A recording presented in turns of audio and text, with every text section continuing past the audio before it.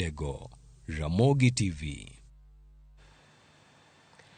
Duond bura mar UDA dhi nyime kod yaro bade e kaonti ma Kisumu ka koro itimo ikruok mar yiero jotend duond burano mano dwe mar 12 higani. Moko kuom jokanyo mag ODM kawuono nodar e duond burano kendo donjo e UDA e nyasi manobage kar dak ma Kisumu East. Jokanyo mag UDA koteregi kod George Ayugi malaro bedo jakom mar Kisumu County owacho ni dwaro gima duong' en neno ni gimedo kwan jokanyo e Kisumu County. Duond burano pod ni kod chenro mandiko ji kaka jokanyo ka bende nyaka sani thoth ji osenyiedhore lela mar laro kombe mopogore e kaunti no ma Kisumu.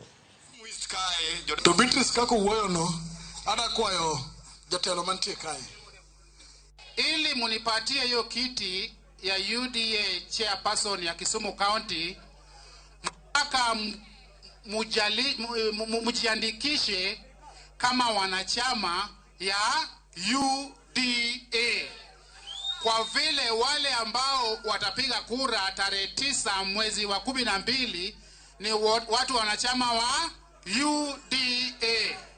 Wabiroka ni an kako yuko abire oda adwa tiyo go chieng ok adwa tiyo tieno.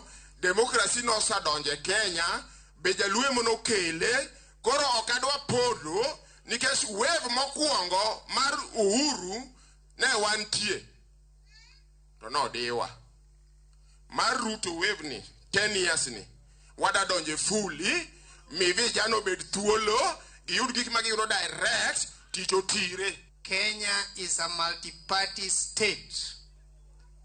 Ma multi-partyism jalue mano kedo ne kakelo.